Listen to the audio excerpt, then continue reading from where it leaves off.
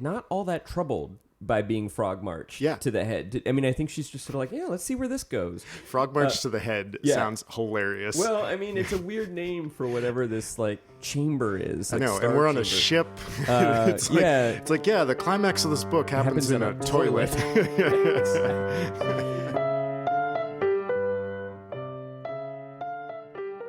Hello. We're here in person. Zoom. It's amazing. It is our second annual in-person upper middle brow recording. Will you tell the people where we are? We are in Higgins Beach, which is not really a town, a hamlet, a settlement, a upper brow place. Probably about 10 miles southeast of Portland, Maine, everybody. We are in the different Portland, or I am in the different Portland this time. And my folks come here on a annual vacation, and Jesse Dukes drove down from Brunswick today to do this taping. And we're going to go surfing afterwards because Hurricane Franklin, the remnants of Hurricane Franklin kind of swept through somewhat dramatically earlier today. Yes. And we're going to go surfing because, as our website says, we are fair to middling surfers. Indeed. And our thanks to Pat and Peter Bagg for letting us use their bedroom to tape this episode. The guest bedroom. Or not guest bedroom. No, the master. The master bedroom of a guest house, I should say. There you go. Yes. It's not their full-time bedroom. It is... I feel like that would be weird and unnecessary. I really want a part-time bedroom. Yeah. I guess rich people have part-time bedrooms. Yeah. Or, I suppose when we go on vacation, we all have part-time. Okay. So here's my opening bit. Oh, I thought we were already in it. Oh, well, that's, we are kind of in it. That was the light bit. That was the light bit. So, okay. So yesterday you sent a text to me and several friends proposing 3 p.m. as a session 0 for a D&D game. Mm-hmm. There's some chatting and I write back, ugh, I have plans from 2 until 5. I could shift them earlier to be ready by about 4. But my impression is Ben works until the early evening. Ben is one of the other people. Evening time would definitely be better for me. Then a little time goes by and I write update. I'm going to shift my plans to the morning, so I can probably make 3:30. Then Ben writes, can I be a barbarian gnome office worker? The rage is real. Then he writes, yeah, I will be tied up till 4. Justin writes, I can do 4... Bag. Okay, this is very normal. Scheduling is usually the BBEG in these circles. 6 ? I write back. I can do 6, but it sounds like 4 works for everybody unless it doesn't work for you, Chris. Bag. Either works for me. I think evening works better for Jesse, too. Which I found perplexing. Justin writes, I can do 6.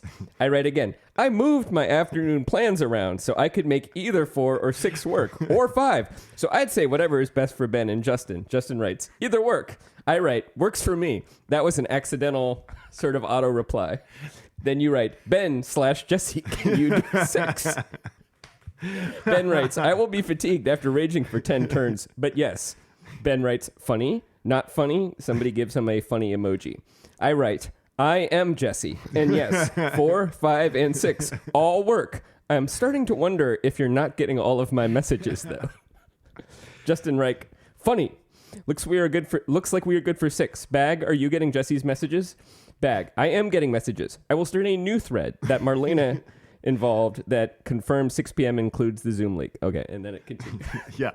Well, yes, I can see I was somewhat a little thick-headed on that one. It is very, in my defense, I would say it is very normal in D&D circles to have a lot of trouble to pin down times. And eventually you're just like, we're going with 6. Yeah. Yeah. Well, what was particularly funny was it seemed like you perhaps thought I was somebody other than Jesse. Too. Like perhaps I was Ben, and at one point it seems like you maybe were getting the idea that I was Jesse, but you still weren't quite sure, and so you chose to address this mysterious person as Ben/Jesse in order to cover all the bases. Like you two, I mean, my favorite feature of that thread is Justin's continued, everything's fine. Everything's fine. It works great. 4 works for me. 5 works for me. 6 works for me. and my sort of once again, yeah. I cleared my plans. So actually, any of these times are now good. Amazing. Yeah. Yeah. But we pulled, listener, the session happened, and it was really fun. It did, yes. And as usual, we ran over by about 50%, which is another feature of playing tabletop role-playing games these days. Well, and speaking of running over by about 50%, maybe we should dig into our episode. Let's do it. Today on Upper Middlebrow, we are talking about the second half of William Gibson's cyberpunk classic, Neuromancer, published in 1984. Last time we talked about the first half. Maybe I'll just start the chapter recap, and we can... So the last half ended on a cliffhanger. Mm-hmm. Case, the protagonist, the sort of slab of meat protagonist, and hacker / interface cowboy, I think is the technical term, had been pinched by the Turing police, who one assumes are police that are designed... who they're sort of like Interpol, but with a specific, let's not let AI do what the AI in the Terminator movies did kind of mission. Named after Alan Turing, of course, and his famous test for artificial intelligences. So the Turing police are, they're trying to get information out of Case. Case is like, oh no, the jig is up. He's kind of depressed by this, but Wintermute kills them by taking over the various maintenance drones in this orbital station. It's kind of gruesome. A kind of like spider lawnmower chops one in half, and there's some other stuff like that happens. A drone crashes into two of them, takes one of their heads off because the drone has kind of helicopter blades. Right, and then pushes the other one off a bridge, I think. Yes, so Case is... It's a very maximum overdrive moment. Yeah, so Case is now free, and he makes his way back to the Garvey tug, I think, or to the two Space Rasta friends. And they decide they're going to go ahead and start the Stray Light run. Wintermute sends the message. So Molly is starting the wet work, which is infiltrating Stray Light, which is this kind of cavernous, nearly infinitely large, given that it only contains about 5 people, apparently, villa that the Tessier Ashpools live in.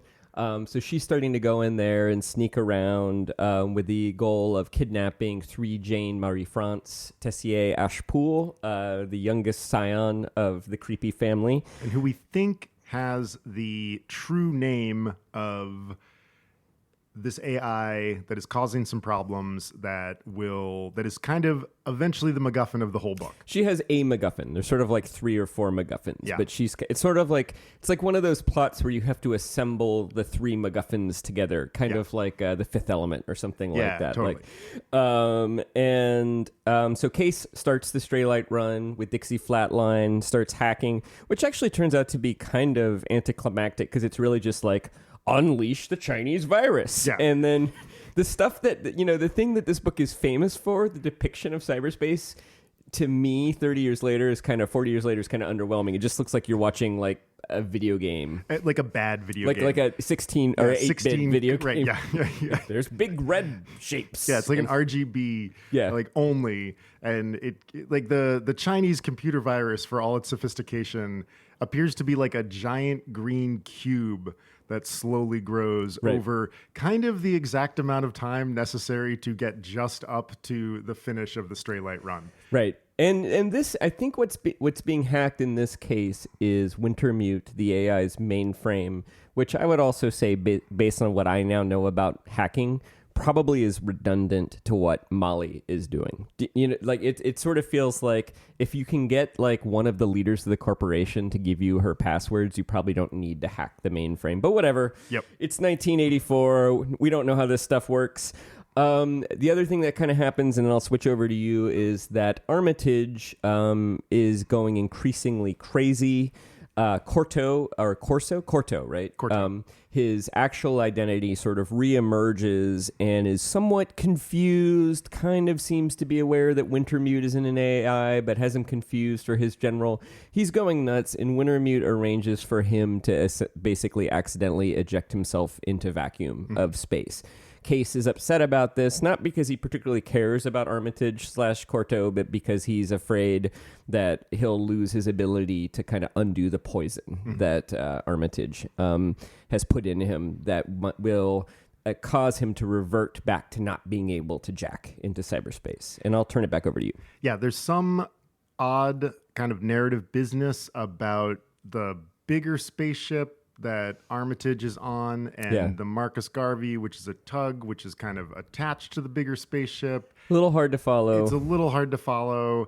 It ends up being a way for Malcolm to kind of display a little like space daring do. Yep. And we do get this like wonderful image of the Marcus Garvey kind of like tugboating this massive spaceship through space. There's a very nice description of the larger ship being kind of insect-like, and the Marcus Garvey being much more kind of rugged and industrial looking, sort of nestled in its belly, kind of like that. And Malcolm Case is sort of doing computer stuff, triangulating back and forth between Wintermute and Dixie Flatline and following Molly through the SimStim rig, and then Malcolm is doing kind of like space troubleshooting, which he's good at. And there are a couple of fun moments of kind of Malcolm comic relief too. His relationship with Case is sort of funny. They like each other, but they don't really get each other.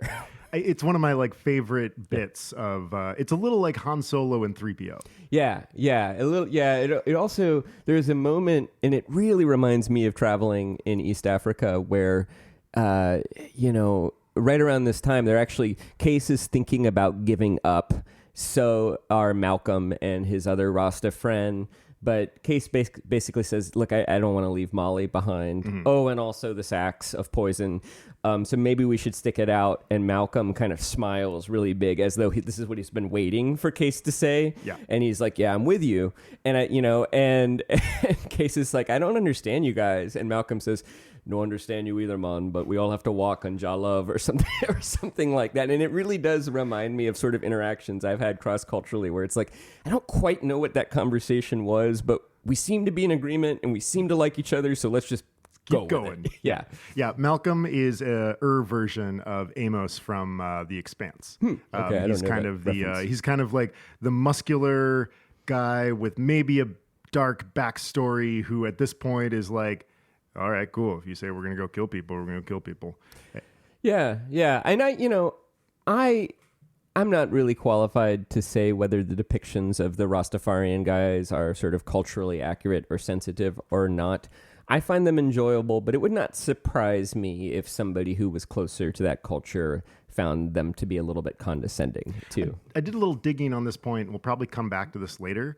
I did some digging in a attempt on my part to resuscitate my opinion of this book. And actually I found out some cool things that I think are actually pretty culturally appropriate and made me think about this book in a different way. So we might come back to that in a bit. Sounds good. But so we do a little flip-flop onto the Villa Straylight.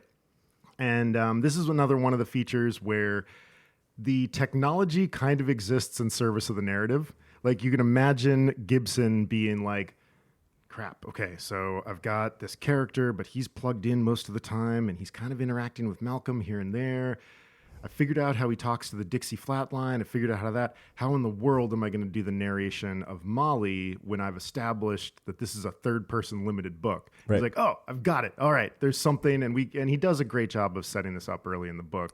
Where there's this way for it happens in the earlier heist. Yes, and kudos. Like you gotta do your legwork in heists to explain the action of what's going to happen later. And so we flip-flop back and forth from Case and Molly through something called a sim switch. Simulated stimulus, SimStim rig. And where he can see what is going on for her and, unfortunately, also feel what's going on for her. Right. We flip over and get a very confusing scene where Molly encounters Tessier Ashpool, the elder, the father, who is attempting to commit suicide through overdose. There's kind of a pretentious conversation, and Molly cuts it all off by shooting him in the eye with a poison dart and sort of kills him. But because she went and did that, she gets captured and neutralized by a combination of the ninja Hideo, but also Peter Riviera. Riviera. I think last episode I was calling him Henry Rivera, which is probably a baseball player.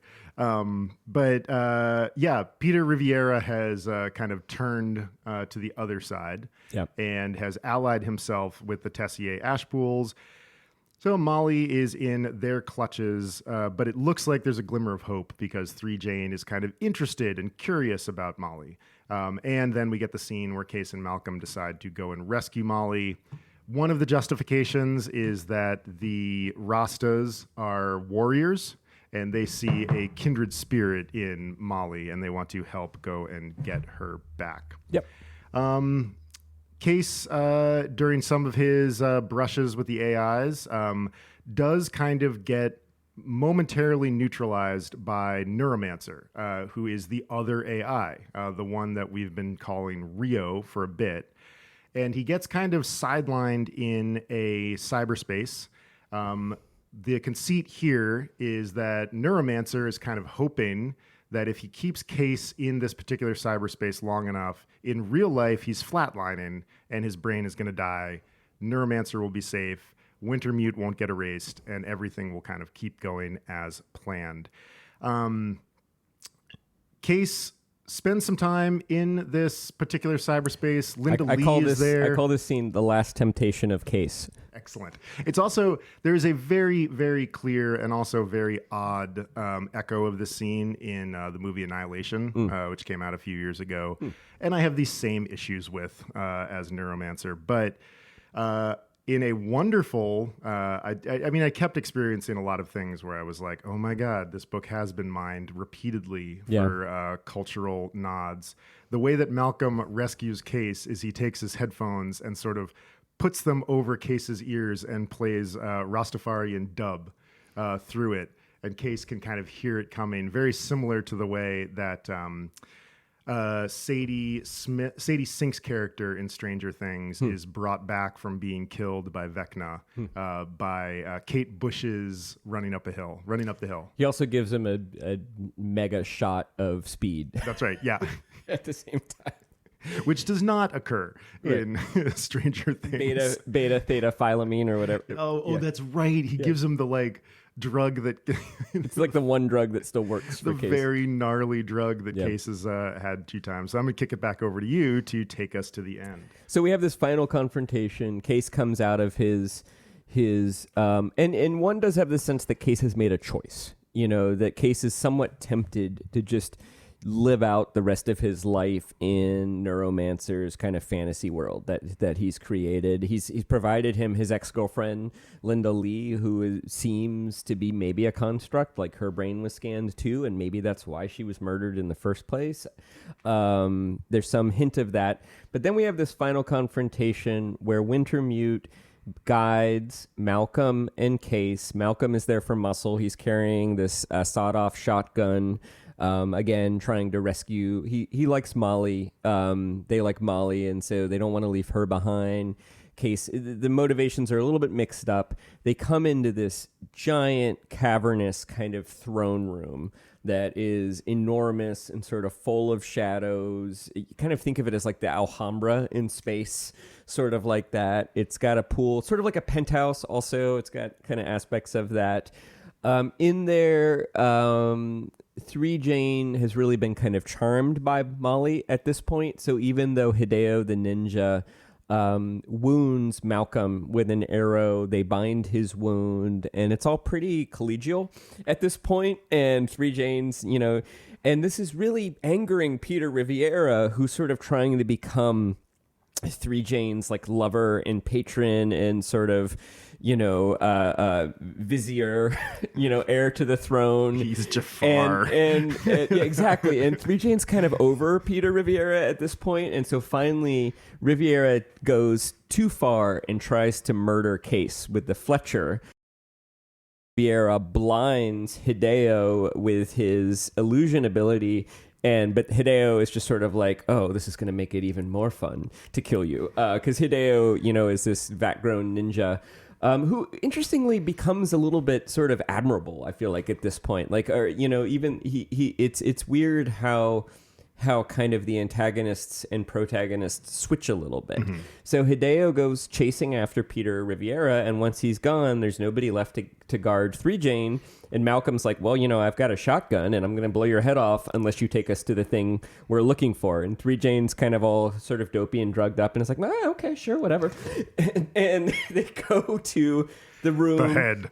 They go to the head. 3 Jane gives up the secret word. The hack is completed, and essentially Wintermute's heist is pulled off. And Wintermute and Neuromancer sort of merge. And then in a kind of expositional epilogue, Wintermute as the Finn kind of has a final conversation with Case.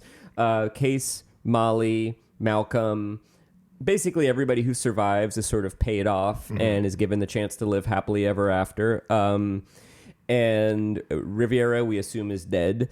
And we learn essentially that Wintermute has now merged with the entire internet matrix. He is the he is the Matrix. He is the Matrix, and that Neuromancer might also still exist as a kind of subconstruct of that. Neuromancer is understood to have an actual personality, whereas Wintermute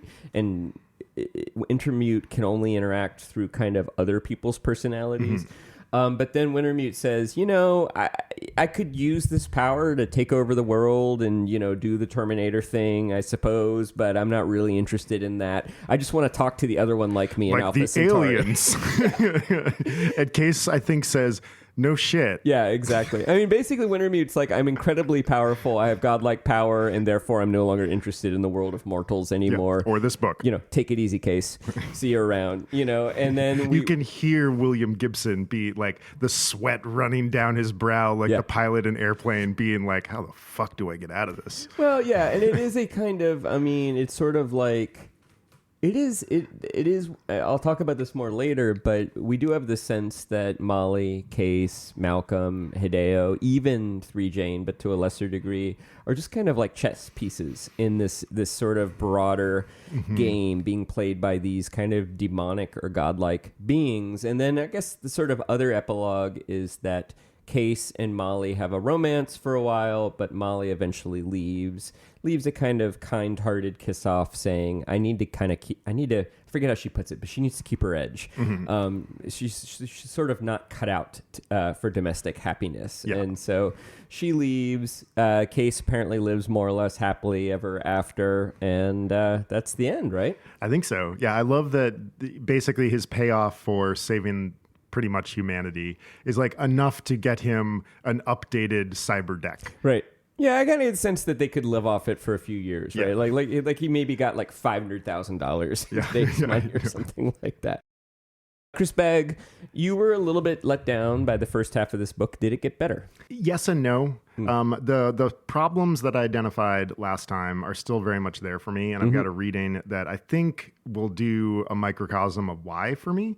I did put a little epilogue here on my notes that, like, despite all of my reservations, I think this is a really important book.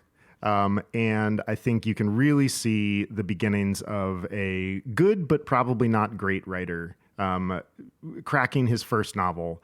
And I think that a lot of the issues are very much of a first novelist under like a wild deadline. You've got 1 year. I mean, it's like more of a game than anything. But my issues of the vagueness very much remain. This is a cluttered as hell second half of a novel. You never really get a clear sense of what's happening. It always kind of lingers just out of focus or as if obscured by a fog. And you spend a lot of time being like, what is this person's motivation? What do they want? How does this work? And I think it just really needed a few more editorial passes and someone to be like, Mr. Gibson, this is clearly very well rendered in your brain. You're not yet doing the job to deliver it to the reader because his language is dense and in some places quite beautiful and in some places like intensely clunky. Yeah. And all of those things serve to make it read like a very brilliant piece of writing that I might have experienced from a 21 or 22-year-old in a creative writing class in a college. I think he was 24 when really? No, 48. He was born in 1948, so he's in his 30s. Yeah. He's in his 30s, but it's still his first novel. Yeah. You know, he's about 10 years younger than we are right now. Yeah. So yeah, I do have a lot of issues. My research into the space Rastas did bring back a lot of like, actually, okay, I think this really does have something interesting going on here. I mean, I do think there is a coherent plot in his head and coherent themes. And my sense of it is that it's not that he doesn't know what the book is about. It's more the issue that you identified last time, his sense that he needs to have a hook every page or every 5 pages or whatever. Because I think that there ends up just being too much stuff going on. So even though I think the characters do have motivations and there's interesting questions, I think that there are some subplots, some sub-themes, some moments that it's more like there's just too much. Yeah. And I think if you took... So, I mean, an example of this is Case's subplot with the toxin sacks. I don't think that actually helps the book a lot. I think it's in there to kind of create a greater sense of urgency and motivation for Case, but I actually think Case is a much more interesting character. One sense is that even without the toxin sacks, Case has to make 2 important decisions in the second half of the book. One is he has the chance to run away with Malcolm and the other Rasta when Molly's doing the straight light run around the time that Armitage goes crazy. He could just get out. And Gibson offers us 2 reasons he doesn't. And he literally says at one point, I think, he thought about Molly in Straylight all alone, and then he thought about the sacks. And it's sort of like, what if he just thought about Molly? Yeah. Totally. Like that would be interesting, because his relationship with Molly is very guarded. They are lovers, and they are friendly with each other, but they don't know each other that well. No. And both of them are very vulnerable and very protective of their true feelings. And even in the very end, Molly, she's doing the Straylight run, and through the SimStim, she's kind of telling him stuff that's very personal. Yeah. In one sense, there's a real bond there. In one sense, is that Case could have been one of these roguish characters, like say Han Solo, or Robert De Niro's character in Heat, or hundreds of others. Essentially, a thief who, his instincts are saying play it safe, or Humphrey Bogart's character in High Sierra, the movie I mentioned last time. But then some sense of connection to another human tells him to take a risk that maybe he shouldn't take. That's super interesting. But then if you're just like, yeah, but he kind of had to do that because there are these poisonous sacks in him, it kind of robs us of that too. And I'm going to give a few other examples later of moments where I think there's a real narrative precision in terms of giving us just enough information to figure out what's happening. And I think there are moments like that, but the problem is you can't trust everything, because some of the moments where he's telling us things are sort of red herrings, are sort of unimportant. So even though there are moments where you're like, wow, this paragraph, he gave us so much information right here. And I have an example I'll share in a little bit. There are other paragraphs where you're like, I think this is kind of a red herring. Like the whole Armitage plot. Oh my God. Is kind of a red herring. Yeah. Armitage basically is only necessary to get the team together. Yeah. And I think it's, again, the reason you were talking about last time is just Gibson at 32 or whatever is like, how can I make this, how can I raise the take? What if Armitage is slowly going crazy? And what if he has this crazy backstory? Yeah. And what if he loses it and I write a really surreal scene where he doesn't know if he's Armitage or Corso, and Case is sort of trying to reason with him. And it's like, that was a good writing exercise. Yeah. It would have been an interesting short story. cut it. Get Don't it out need of there. it. Yeah. So anyway, a bit, more on that. I definitely have something I want to read later, but it looks like you have another place you're going, so I might save my thing. Yeah, the toxin sacs, and this kind of like gets into my next point. There are not so many. There are several instances in this book where it is so clear that something is simply a plot device. Yeah. It is just there to usher the action forward, and then it's just summarily dispensed with. Yeah. The poison sacs, we find out like somebody's like, okay, so you kind of merged with the internet, and when you did that, it just rendered the sacs useless. And they are just going to, you need a new blood change, but that's it. They're just going to melt away and not affect you. I think it was Wintermute programmed your brain to release the enzyme you needed or something. It wasn't entirely you just merged with the internet. It's a Deus Ex Machina. Right. Like we get Very a much big helping hand. Literally. Exactly. Yeah.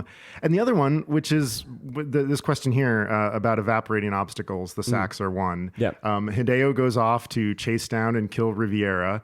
Malcolm pulls out a shotgun and frog marches Hideo's boss to the center of the Tessier Ashpool Empire. And I don't think we see Hideo again.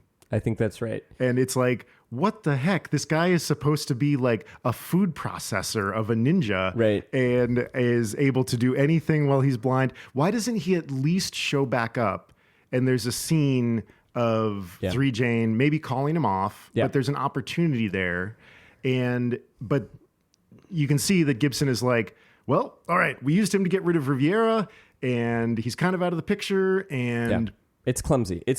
And I do think where Gibson is gesturing in this moment is that 3 Jane actually doesn't really care whether Wintermute wins or not, and so is kind of like as not all that troubled by being Frogmarched to the head. I mean, I think she's just sort of like, let's see where this goes. Frogmarched to the head sounds hilarious. Well, I mean, it's a weird name for whatever this like chamber is. Like I know, and we're on a ship. It's like, the climax of this book happens in a toilet. It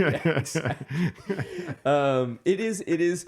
And so I think it's a solvable problem, and I do sort of like the idea that like, I think there is the opportunity to maybe exploit one of the sub themes is Molly sort of despises Hideo because a kind of like clone or twin of Hideo killed her ex-boyfriend, who is Johnny Mnemonic from a favorite William Gibson story. And kind of like it's kind of like Case 1.0 Johnny Mnemonic. Like their personalities are very similar if you've read that story. And in fact, Johnny Mnemonic was portrayed in the movie by Keanu Reeves, much in the way that I imagine Case being portrayed by Keanu Reeves, to sort of like, Wintermute, what are you doing? You killed them, you son of a bitch. You killed them. You killed the Distorings. I am an interface cowboy. There is, and even, there's some of that in The Matrix too. Like there are a couple scenes that kind of remind me of those moments. I know Kung Fu. Right. Yeah. So there is this interesting setup where Molly sort of, all to this point, we're being set up with a kind of like a final confrontation between Molly and Hideo. And I think, it's fine maybe that you have the rug pulled out from under you in that situation, because I think that like maybe we're supposed to also kind of get a sense that like Hideo, Molly, and Malcolm as kind of like, and even Case as kind of like hired warriors all have a kind of, you have the sense that they have a kind of understanding of one another, that they're sort of like, we're all the chess pieces, aren't we? Yeah. And we work for crazy people. You almost have I just get the sense that there's kind of like mutual respect between them when Hideo's bandaging, because it's Hideo who kind of nurses Molly back to health, and it's on 3 Jane's orders, and it's Hideo who bandages Malcolm. And it is kind of interesting that you do maybe have a sense that these characters are realizing that their enemyship is structural and not inherent, and maybe that's a theme, but that's kind of underdeveloped too. And as you say, he just walks away, he doesn't turn up, and there was more to do, and it's clumsy. It's a missed opportunity. Hideo is awesome though. He is awesome, and I love the depiction of him is so complimentary, you know. And if you think, you know, at first we think of him when he's first introduced, you see him carrying out this murder, and you're like, oh, this feels very antagonistic, but like, he's not doing anything that Case and Molly aren't doing. Basically just working for his employer loyally and competently.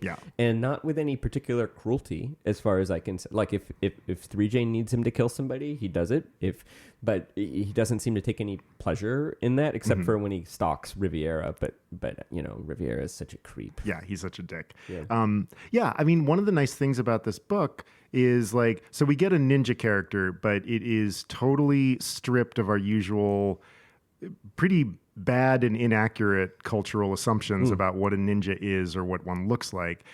Hideo's just kind of a guy. Bit schlubby. And he's never depicted as like, wears a black mask with an eye slit and two-toed boots. Like, though I do think he does actually have shoes that have two toes. But that's like the one nod to the stereotypical ninja. And other than that, like, he's drawn as, just like you said, a competent warrior who wears things and uses tools that are useful to his trade. At one point, he picks up Malcolm's sawed-off shotgun, and I mean, very much in a homage to Obi-Wan Kenobi, says something like, "This is without subtlety,"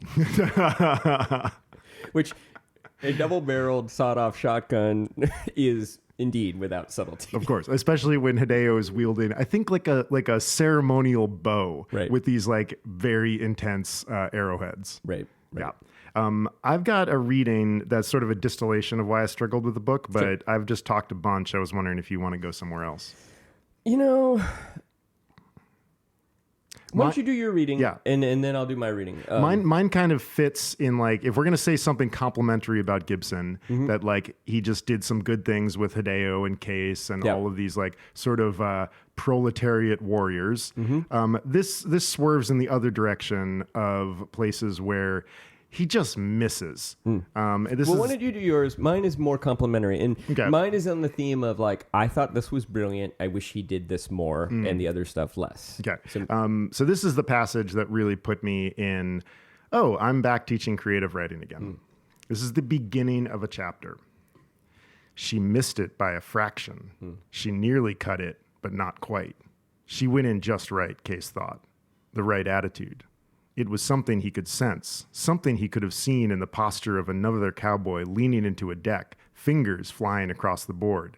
She had it, the thing, the moves, and she'd pulled it all together for her entrance, pulled it together around the pain in her leg and marched down 3Jane's stairs like she owned the place. Elbow of her gun arm at her hip, forearm up, wrist relaxed, swaying the muzzle of the Fletcher with the studied nonchalance of a Regency duelist. When do you get an actual visual, concrete image in that paragraph? The stairs, strolling down the stairs. How many sentences are we in at that point? 7 or something like that. How many its? She was it, right? Or she missed it by a fraction. She nearly cut it, but not quite. Yeah. The right attitude. It was something he could sense. Yeah. She had it, the thing, the moves, and she'd pulled it all. For God's sakes, tell us what the fuck it is. Yeah. Don't do this thing by withholding information from your reader, withholding narrative details and visual details does not make you a better storyteller. It doesn't up the stakes. It doesn't help anything. Tell us what is going on. Tell us what it is, please. I agree with you. I like this moment, which is Molly's attempt to kind of pull off the wet work, and I like that it's from Case's perspective. But the only thing I like about Case is when he's admiring Molly. That's like my only. I don't find Case to be very likable, but I like he is very appreciative of her kind of cat-like grace and her balletic motions, and it's kind of the one time I find my attitude softening. So I like that that Case is watching Molly try to make her play. And then I also like the way in which it goes wrong here. I kind of bought that too. So I like the scene, but I think you're right. And the only reason maybe it worked for me the last time I read it is that I already kind of knew what was happening. So I've got a fix. Molly marched down 3 Jane stairs like she owned the place. Elbow of her gun arm at her hip, forearm up, wrist relaxed, swaying the muzzle of the Fletcher with the studied nonchalance of a Regency duelist. Yeah. It's a much better opening to a chapter. You know, one of the things I've been thinking about as I've been reading this book a lot is the Fellowship of the Ring. I don't know if, and I promise it's not a non sequitur. It doesn't seem like a non sequitur. I see, and because it's made me wonder why this book was so popular and it's so influential. And I think it's because, sure, there's DNA, but it also is a fully realized vision of a world that did not necessarily exist until this book out. And I think the Fellowship of the Ring does that as well. The Hobbit notwithstanding, because the Hobbit is smaller.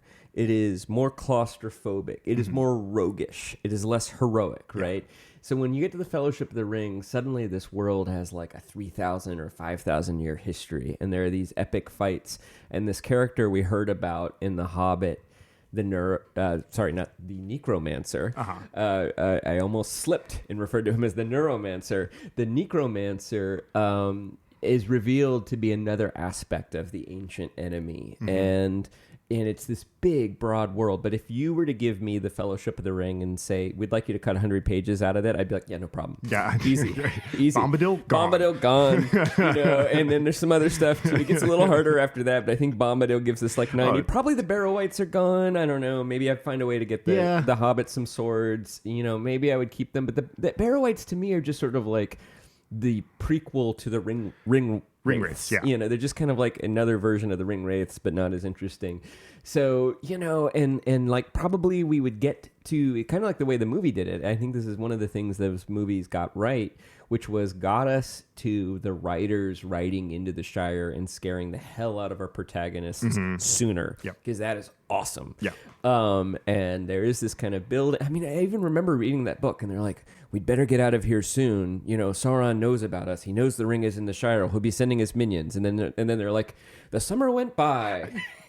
Months went by in the summer, and in the late summer days, and the cicadas were chirping, and Bilbo had another party. And they're like, I thought you guys were in a hurry. And I think there's something similar going on here, which is that Gibson gets away with a lot of lack of narrative control because of the vision.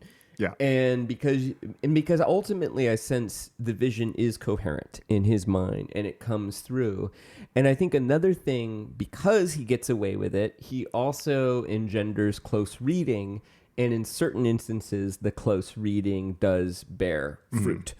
So do you mind if I go on to this? Go for it. Or do you want to keep talking about the... I pretty much made my point. Okay. I mean, I think it's, my point is, this is a novel of moments of brilliance. And like you said, I think you're right that it's nothing like this existed before.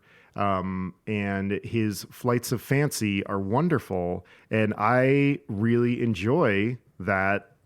If that chapter started with that sentence the way that I did it and got rid of the rest of it, and if that approach were done for the rest of the book, I think we would have a real masterpiece on our hands.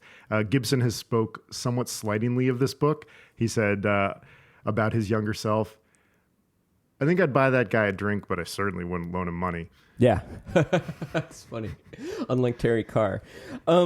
So I mentioned a William Faulkner novel last time, but I didn't quite get it right. And so I actually, I went back and looked a little bit closer, and I believe it's The Light in August.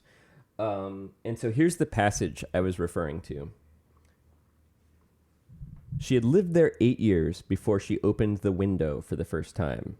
She had not opened it a dozen times hardly before she discovered that she should not have opened it at all. She said to herself, "That's just my luck." The sister-in-law told the brother. Then he remarked her changing shape, which he should have noticed some time before. Now, I gave you a little bit of a hint about it before, but apparently, we are supposed to understand in reading this dense paragraph is this woman opened up her window and somebody came through the window and raped her. And that has led to her getting pregnant. And it's very Southern, if you understand what I mean. She opened up the window and she should not have done so. And now you can see her shape has begun to change. And it's like, that is all we need to say about these matters, because we all know that these things happen and it's best not to summon them by naming the actual thing, right? Like there's a kind of Southernness to it. And but would anybody have gotten that from Faulkner, the actual meaning, the subtext of that, the first time they read it? Would anybody have bothered to read it closely if Faulkner was not already a famous novelist, famous for subtext? And I want to share another example of this in Neuromancer that I think is great, but it's also like this could so easily have been missed if this novel had been ignored for the reasons of craft that you're talking about, because moments like this are kind of few and far between. So I would say my favorite part of the second half is Neuromancer's attempt to get Case to quit, to give up and die, or just to give up. One has the sense that maybe Neuromancer would have built some kind of that Case would have been allowed to live his entire natural lifespan out before flatlining, in about 3 seconds or something like that. So Neuromancer creates this world with his ex-girlfriend. It's on a beach in Morocco. And then what happens, first of all, is the way that he entraps him is fascinating. So they're walking through Straylight, Malcolm and Case, and there's a Sony monitor, and they see the Finn, who is Wintermute, talking to them. And then they go through a door, and they see another Sony monitor, and there is also the Finn, and the Finn says, Case, jack in. We got to jack in right now. And Case is like, are you sure? And this little droney robot starts crawling up Case's leg like a spider. And Case is like, whoa, what's going on? And the Finn, as Wintermute, says, oh, don't worry about that. It's just malfunctioning. Jack in. So he jacks in. It turns out that wasn't Wintermute. It was Neuromancer. So Neuromancer and Wintermute have been battling. And the drone is actually the drone is Wintermute, but we don't know that yet. We don't haven't pieced that together. And so midway through this hallucination, he has a moment, swear words coming here, where Linda Lee is there. Case has not submitted to this fantasy yet, and he's still sort of trying to escape. And he's talking out loud, like to the wind, but he's addressing the other AI, Neuromancer. He doesn't know the name is Neuromancer yet. Mean motherfucker, he whispered into the wind. Don't take a chance, do ya? Wouldn't give me any junkie, huh? I know what this is. He tried to keep the desperation from his voice. I know, see, I know who you are. You're the other one. 3 Jane told Molly. Burning bush. That wasn't Wintermute, it was you. He tried to warn me off with the brown. Now you got me flatline. You got me here nowhere with a ghost, like I remember her before. So, I'm going to do a little close reading. Okay. I know who you are. That is, I know that you're not Wintermute. You're the other one. 3 Jane told Molly. In the SimStim rig, Case overheard 3 Jane said that there used to be 2 ghosts in the corporate core. The one that they know is Wintermute and another one. 3 Jane told Molly is a reference to that thing that happened about 10 pages ago. Burning bush. That's a reference to a moment about 100 pages ago where Wintermute, as the Finn, says, my other lobe is on to us. It's on page 179. My other lobe is on to me. One burning bush pretty much looks like another. Meaning, and that is a reference to maybe 30 pages earlier where he is explaining to Case, I have to use a personality that you already know. I don't know personality, so I have to use someone else's personality to talk to you. What would you rather? I appeared as a burning bush? Which is a joke. Which is a joke and a reference to Exodus. Right. When a burning bush appears to Moses, and that's God, which also ties into the theme of this book, which is, are these computer programs, or are they gods, or are they demons? It's a nice moment. It's a very nice moment. Yeah. It's a very nice moment. And so 3 Jane told Molly, burning bush. That's all the information you get, but that should be enough if you're paying close attention to understand this is the other one. Then he says, that wasn't Wintermute, it was you. He tried to warn me off the Brown. You have to remember that the Brown is the name of the little spidery robot that crawled up his leg. So, wonderful little bit of micro exposition there. And similar, I think, to the Faulkner thing I read before, where there's not a lot of information and you have to be reading very closely and paying attention to the denseness. Now, you talked about how Case came out of it. I want to read the moment he comes out of it. I remember it being very beautiful. So he basically starts walking away from Linda towards the music, and then he hands her his leather jacket and says, I don't know if you're real or not, but it gets cold here. Yeah. Which is, again, a nice little human moment for Case. He thinks this is just a personality construct of his ex-girlfriend who he says he doesn't care about, but at the same time, he cares enough to leave her his fake leather jacket, you know? I think that's great. He's hearing Malcolm Zion dub.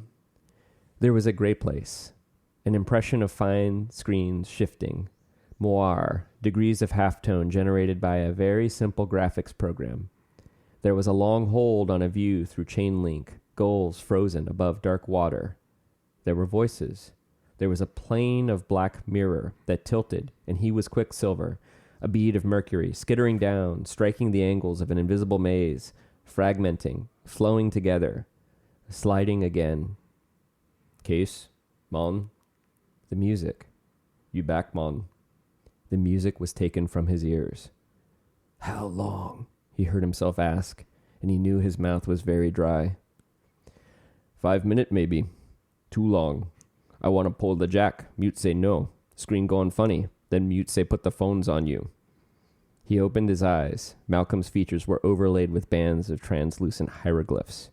And you medicine. Too derm. He was flat on his back on the library floor, below the monitor. The Zionite helped him sit up, but the movement threw him into the savage rush of the beta-phenethylamine, the blue derms burning against his left wrist. Overdose, he managed. Come on, Mon, the strong hands beneath his armpits lifting him like a child. I and I must go. Now again, close reading. 5 minute maybe. Too long. I want to pull the jack. Mute say no. Screen going funny. Then Mute say put the phones on you. At first, Neuromancer, disguised as Wintermute, is telling Malcolm, no, don't pull the jack, leave him. Then, just from this sentence, we gather Wintermute wrests control of the screen from Neuromancer, screen going funny. Then Mute say put the phones on you and the medicine. Put the headphones on him and give him the drugs, and then that'll snap him out of it. Yeah.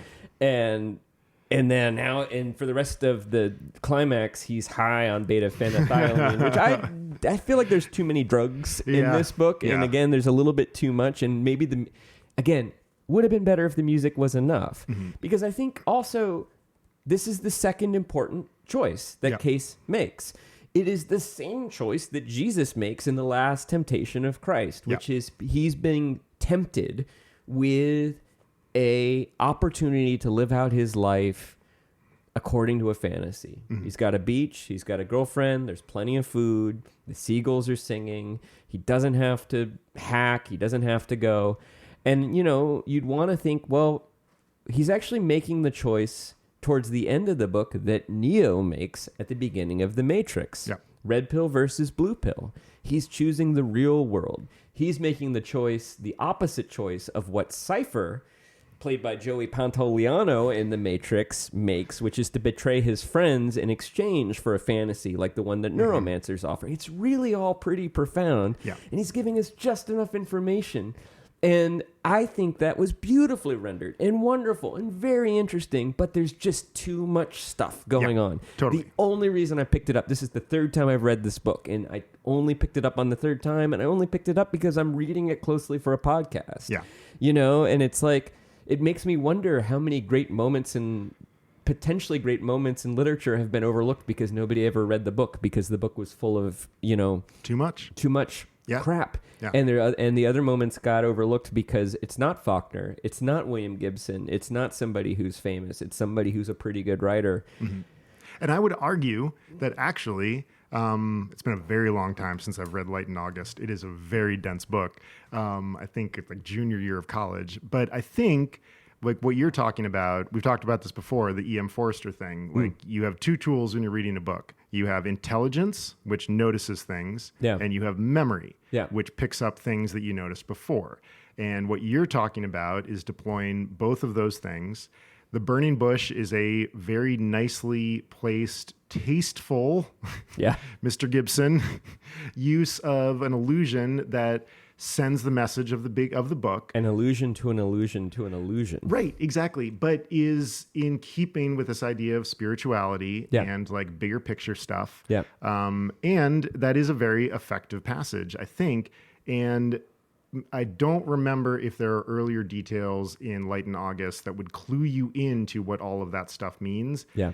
Knowing a little bit about Faulkner, that like much better short storyist than novelist, don't at me, internet, that books get away from him too. Yeah. And I think Lindsay LaJoie has a very funny little bit about Faulkner versus Hemingway that is somewhere on her Instagram. I wish I had it right now. I think that's a really good moment and is a really central aspect of the book. And I agree with you. I wish there was more of that, or maybe just less of everything else. Yeah.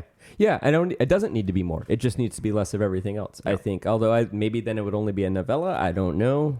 Not necessarily my problem, but once again, I find myself editing this book in my head. And so do you, obviously, based on your last reading. So I've got, I think this will probably be the last thing I've got, but I was reading, there's a great op-ed just recently. This woman, Denise Mina, is publishing new, my God, I can't remember the name, the narrator of Raymond Chandler's books. The main character. Sam Spade or Philip Marlowe? Philip Marlowe, yes. One of them is Dashiell Hammett, the other one... Yes, Raymond Chandler. It's Philip Marlowe. Apparently, I don't know if this is the Chandler estate or something, she is writing new Philip Marlowe books. And she is trying to duck some of the problematic aspects of Raymond Chandler. But she talks about noir. We talked about noir last time. Yeah. That essentially the main action of noir is that the protagonist is always playing catch up. But she said this, and I thought this was really interesting. And it kind of got me into digging a little bit into the Rastafarians, because I was like, why is this here? Yeah. Why is this thing here? Yeah. The central mechanism of noir fiction is to create a justice deficit that needs to be redressed.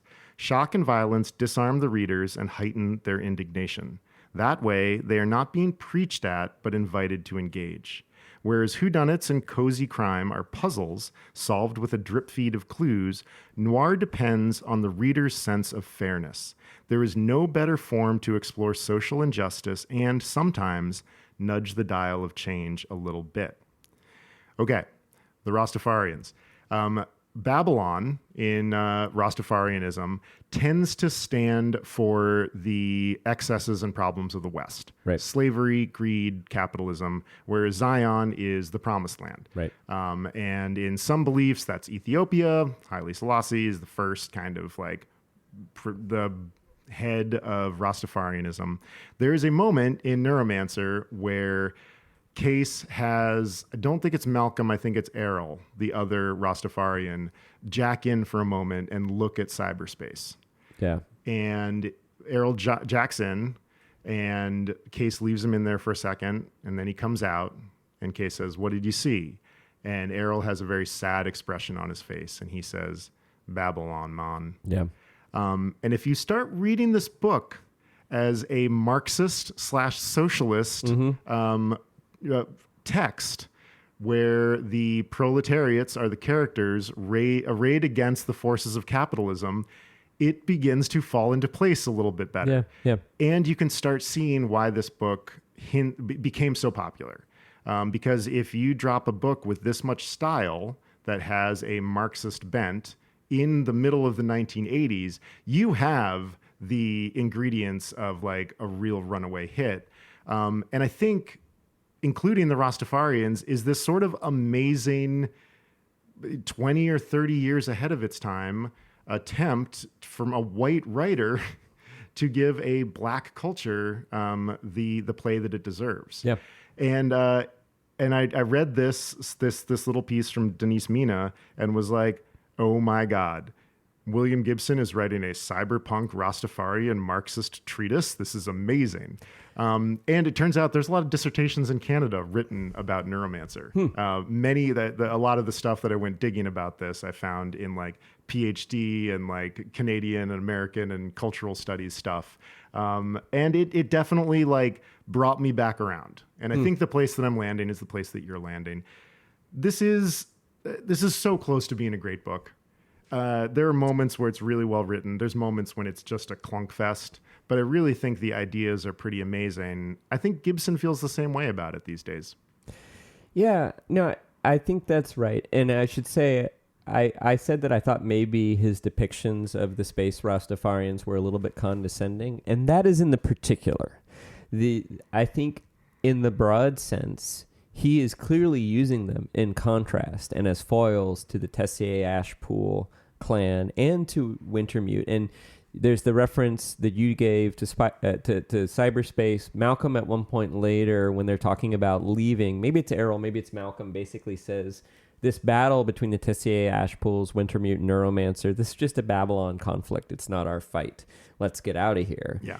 And then Case basically says, though, we don't want to leave Molly behind. And then they are like, yeah, Step and Razor, we got to go get her too. And I think that's the only real motivation for Malcolm going into Straylight is it's kind of like class solidarity. He recognizes her as kind of like a fellow, like, warrior for hire and likes her and just doesn't want to leave her behind in this like pit of wasps, and I think that's what's going on. I think the problem is it's a little bit too confusing with Case. I think Gibson gives Case too many potential. It's like he doesn't have one overarching sense of what Case's motivation would be, so he gives him like three-quarter developed character arcs as opposed to one. Well, that's the same for everybody. Yeah. Nobody has a well-developed motive in this book. Well, I kind of feel like the Rostas in the sense that, but they're sort of one-dimensional. And so I do feel like there's something kind of exoticizing. There's a lot of moments where Case is looking at Malcolm and like looking at his naked back and his dreadlocks, and also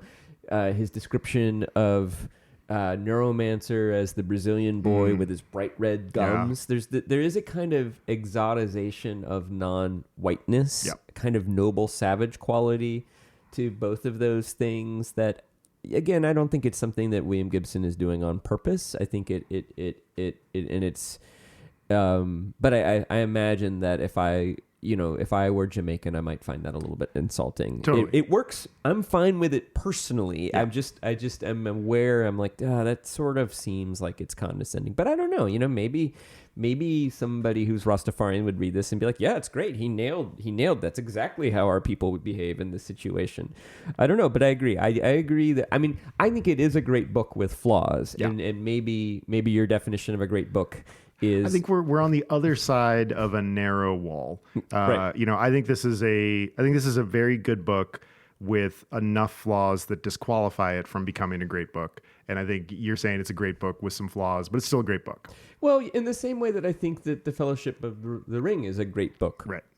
I could cut 100 pages from it. There's parts I don't like, but it and I think there's greatness of craft and there's greatness of innovation. Mm-hmm. And this book has the greatness of innovation. Oh, for sure. And it also has the spine of a philosophical treatise and story to it. It's just that our writer is kind of moving the lens around too much and giving us a little bit too much. It's like he's got the spine of the animal he's trying to create and then just giving it like too many arms and legs and fangs and things like that. It's got a little bit of a 2 a.m. like sophomoric, somewhat stoned philosophy to it. It's got a little bit of waking life, and those are the moments where I'm like, ugh. Get us out of here. All right, so I think I am the host. You are the host. All right, trivia. I've been on a losing run recently. You've turned things around. I've been on a down run. Yeah, so I started strong. I was like the trivia hitter who like batted 400 in April and May, and then went on a June slump, and then you went on a June tear, and our batting averages got very close. Yeah. Now I'm in the September slump. Well, I don't know. Yeah, the baseball season is weird, though, because hopefully Upper Middlebrow lasts forever. Well, baseball lasts forever. Yes, you're right. You're right. This is yeah, right. We're coming to the end of our first season. Yeah, it's true. Exactly. So, okay. One of the things I noticed as I was, this book has been described as prescient, but it actually is not super prescient in terms of the way that people use the internet. And we don't really have cyberspace in the sense that he imagined it. Cybercrime is really a lot more like con artistry, like tricking people into giving you their passwords, than it is like using Chinese ice to attack the mainframe. I don't actually think it ends up being that prescient in that respect. But man, the Tessier ash pools remind me of some billionaire families. Yes. And one of the families they remind me of is the Musk family. Oh my God.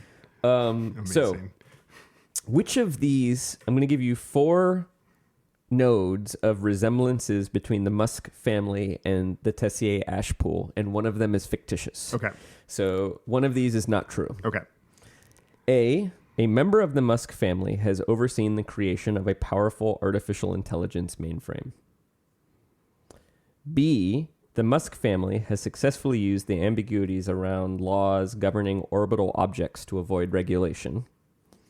C, the Musk family is heavily invested in cryogenics as a way of preserving life after natural lifespans. And D, a member of the Musk family has had sexual relations with another member of the family from a younger generation. Okay, D has definitely happened. I believe that Mr. Pear Musk, I've referred to in our notes the head ash pool as Pear Ash Pool. I believe Pear Musk has a real thing against AIs, so I'm going to go with A. That may be true, but Elon has heavily invested in a AI to rival ChatGPT. God, who am I thinking of that really thinks... Errol Musk might have a thing against them. Interesting. So the correct answer is C. As far as I know, as far as I could tell, the Musk family has not heavily invested in cryogenics. That was the one that I also seemed to think was like, that doesn't seem... But I thought Musk was really... that Elon Musk was really like...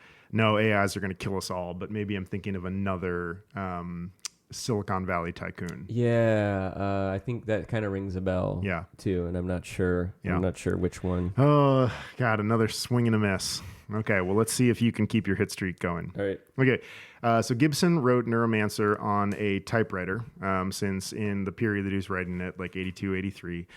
Only the Apple II, not even the IIe, existed, and it was pretty darn expensive. He had never even seen a computer. When he did encounter a computer, Gibson, A, was delighted, saying, "Even though this thing is far from the devices I imagined in Neuromancer, I can see these personal computers eventually becoming, and probably surpassing, the devices that I wrote in Neuromancer." B, disappointed, finding them, quote, quite ordinary. C, didn't even know that the box with the tiny screen he was sitting next to was a computer. Those are the 3 options? Yep. Delighted, disappointed, oblivious.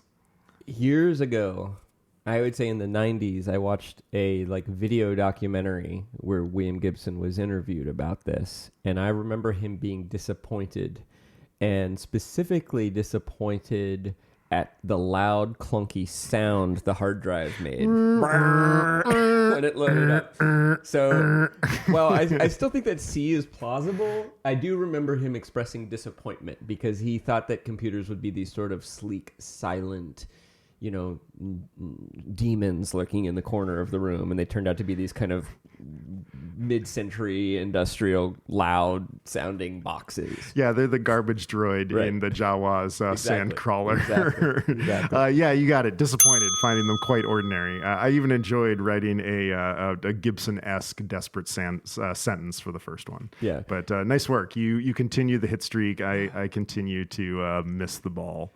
Just got to go out there and give 110% every day and hope for the best. Just try to keep a positive attitude, keep swinging.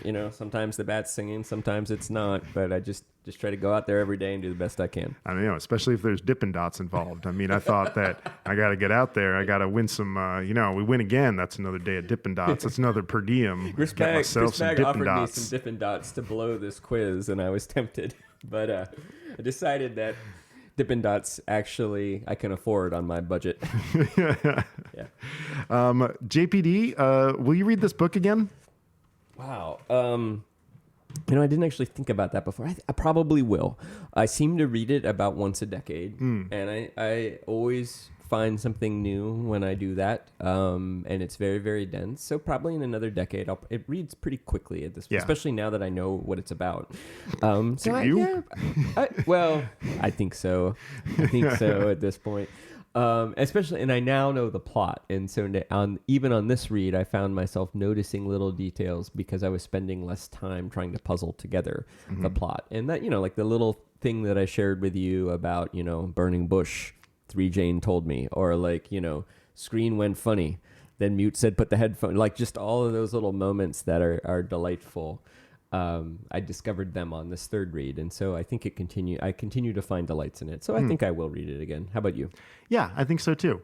I'm not crazy about it, but I would like to continue to try to firm up my sense of just what the fuck happened, and to maybe lurch towards a more greater understanding of the big rhetorical idea.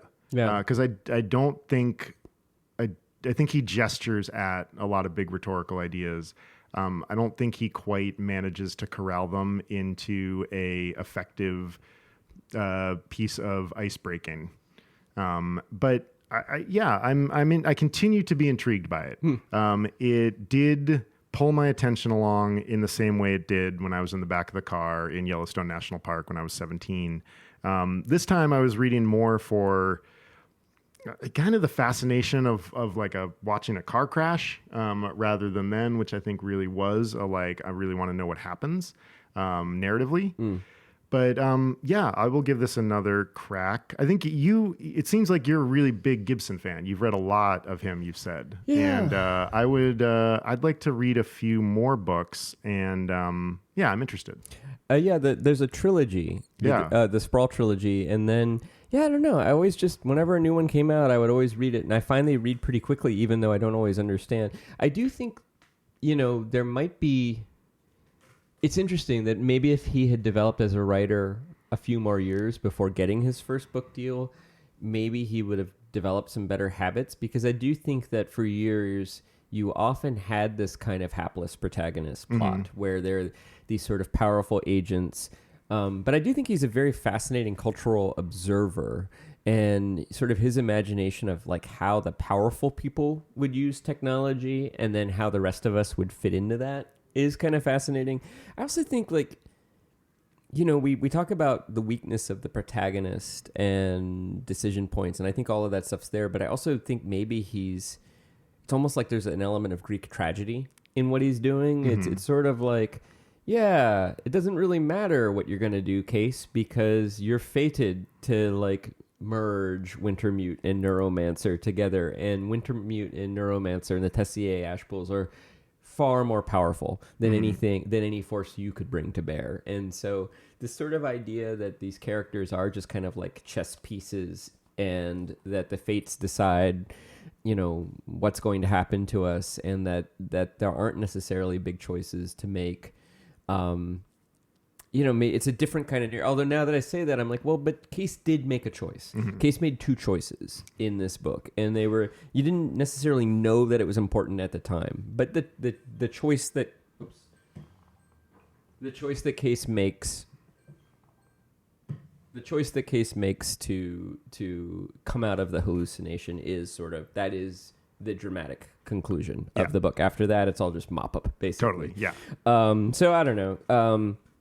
But yeah, I guess I do like Gibson, even though I see that weakness. I still just enjoy spending time in the worlds that he creates, and I actually think he's gotten better.